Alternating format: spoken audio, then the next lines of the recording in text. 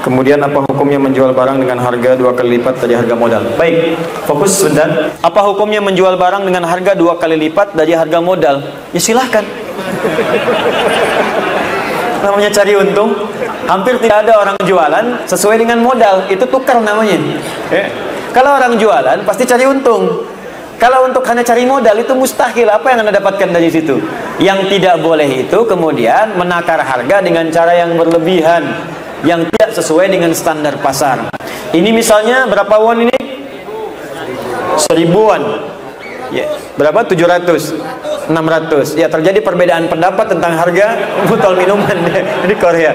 Anda botol minumannya udah beda pendapat nih. Bagaimana kemudian ibadah? Kita ambil standar lah 700 misalnya. Ya, misal standarnya 700 won. Tiba-tiba ada yang jual 10 ribuan. Ya, nah ini yang tidak standar. Jadi kalau Anda ingin jual dengan harga yang standar di pasaran, dengan kualitas yang baik, dengan standar harga yang utuh, maka itu tidak dilarang. Silahkan cari modal.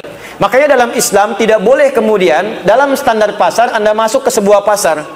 Anda mau jualan di situ, harga pasar sudah ada misalnya. Maaf, harganya 800 won ini. Walaupun modal Anda misalnya 400, Anda jangan sampai turunkan banting harga sampai 450. Kenapa? Karena Anda akan merusak harga standar yang ada di situ.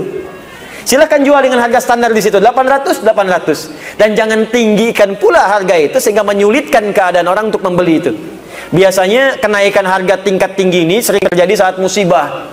Ya, pisang cuma 500 tiba-tiba 10.000 ya. Itu yang dilarang dalam Islam, nggak boleh. Ya, jadi silahkan kalaupun mau menjual dengan 2 kali lipat tidak dilarang, yang penting menjadi harga standar yang disepakati antara radin minkum. Assalamualaikum Ustaz, Waalaikumsalam warahmatullahi wabarakatuh. Saya ingin menanyakan tentang bedanya haram makan daging babi dengan minuman keras, miras.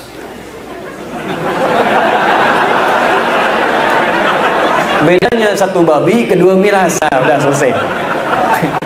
Karena kebanyakan teman di sini sebagian memilih tidak makan babi tapi masih minum miras. Baik.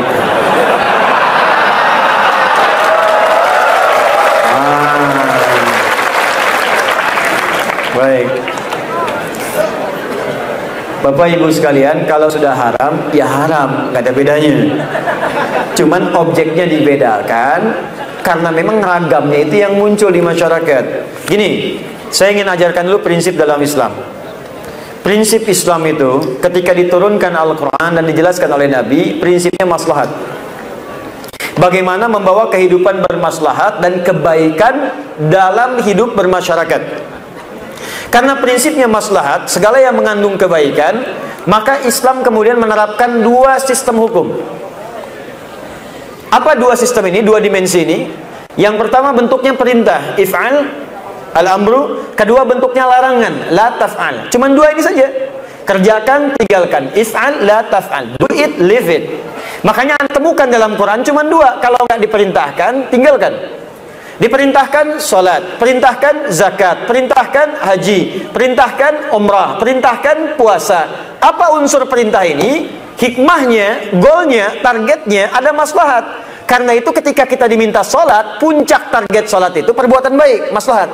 Quran surah 29 ayat 45. Inna sholata tanha anil fahsya wal munkar. Kalau orang sholatnya benar, kata Allah, akan terbebas dari 2 sumber keburukan. Di buruk itu cuma 2. Kalau bukan fahsya itu mungkar. Fahsya keburukan yang bersumber dari syahwat. Maaf, pornografi, porno aksi, LGBT, kata-kata kotor, jorok itu fahsya. Makanya kalau orang benar-benar sholatnya bagus, fahsyanya hilang.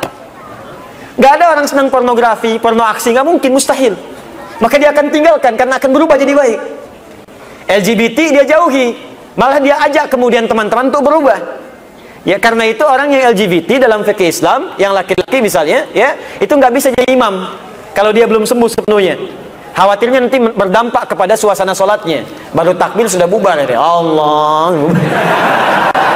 Di sana, ya. Balik ke sini. Mungkar perbuatan yang diingkari oleh hati, bentuknya syahwat, sumbernya syahwat perut dan akal.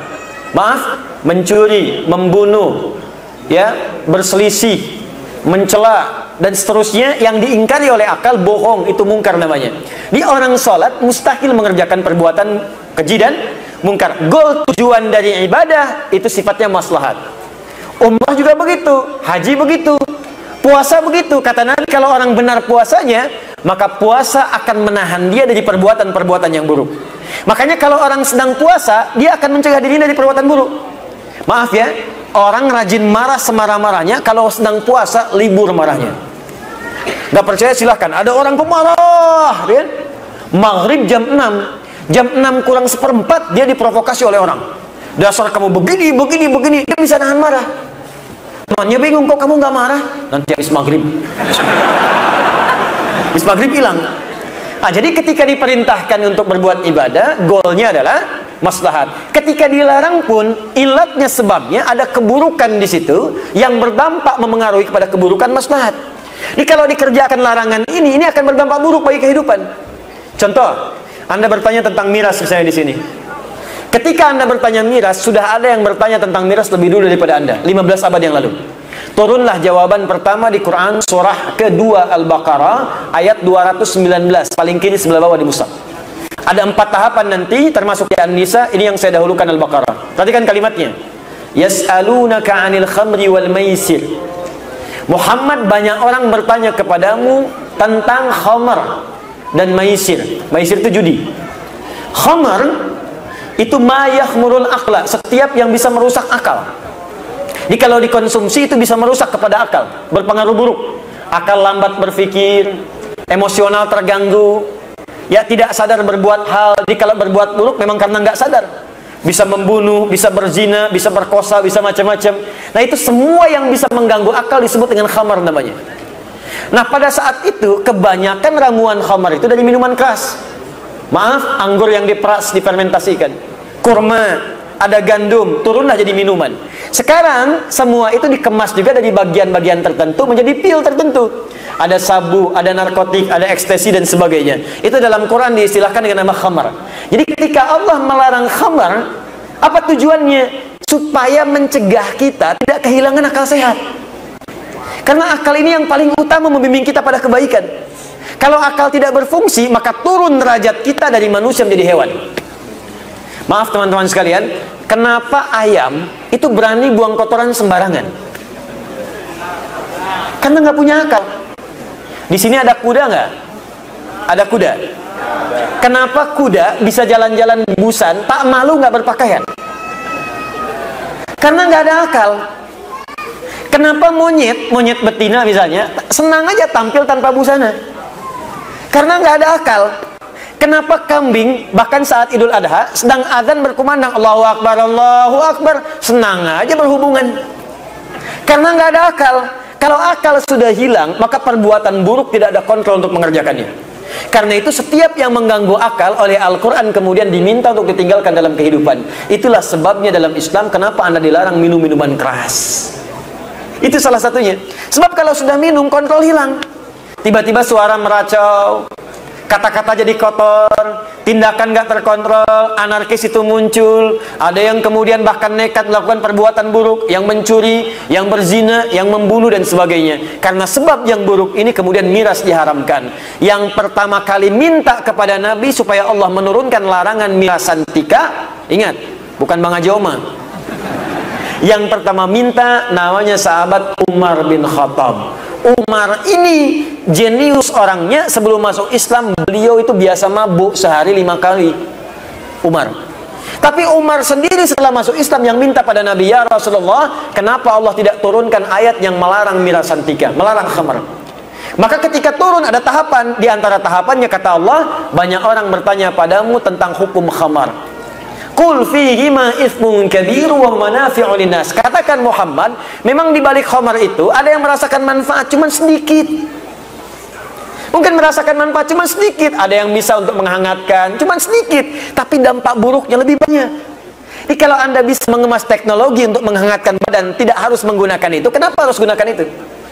Ada yang merasakan tenang dengan minum, hanya sedikit, dia tidak sadar dalam tenangnya bisa mengungkap rahasia yang tidak harus diungkap. Dia tidak sadar dalam perasaan tenangnya bisa meracau kata-kata yang kasar. Dan dia tidak sadar dalam tenangnya bisa berbuat kriminalitas yang lebih besar. Karena itu wa itsmuhuma akbaru min naf'ihima. Potensi buruknya, dosanya lebih banyak dibandingkan dengan baiknya. Karena itulah turunlah kemudian sebagai pamungkas Quran surah kelima Al-Maidah ayat 90 sampai 91. Paling kanan sebelah atas di mushaf. innamal khamru wal maisiru wal azlamu, dan seterusnya. Perhatikan ujung ayatnya, rijsun min amali syaitani fajtanibu. Itu amalan buruk, provokasi dari setan, maka jauhi itu semua. Ini tidak ada bedanya teman-teman antara miras dengan daging babi, sama-sama haramnya. Jelas ya? Ya. Jadi kalau kita ingin hijrah, berubah, jauhi itu. Jadi kalau ada yang lain, kenapa harus miras? Kalau ada ayam, kenapa mesti babi? Jelas ya? Itu ujian keimanan. Ujian keimanan. Baik. Ustadz, bagaimana kalau sedang dalam keadaan terdesak? Terdesak hukumnya beda dengan biasa. Anda di Korea misalnya ada satu daerah terpencil, masuk tiba-tiba ayam nggak ada, kambing nggak ada, udah 2 hari nggak makan nih, yang ada cuman babi misalnya, maka boleh makan babi pada saat itu? Halo? Tidak besar begitu babi. Yang boleh makan daging babi, ya, itu pun sembelih dulu, kemudian ambil sebagian dagingnya dimasak untuk menghilangkan lapar. Ingat, bukan untuk mengenyangkan, untuk menghilangkan lapar. Jadi bukan untuk dinikmati. Enak juga ya, bukan. Untuk menghilangkan lapar. Sambil Anda makan itu, cari makanan lain yang halal sifatnya. Demikian dengan minuman-minuman juga hukumnya serupa. Allahu ta'ala a'lam.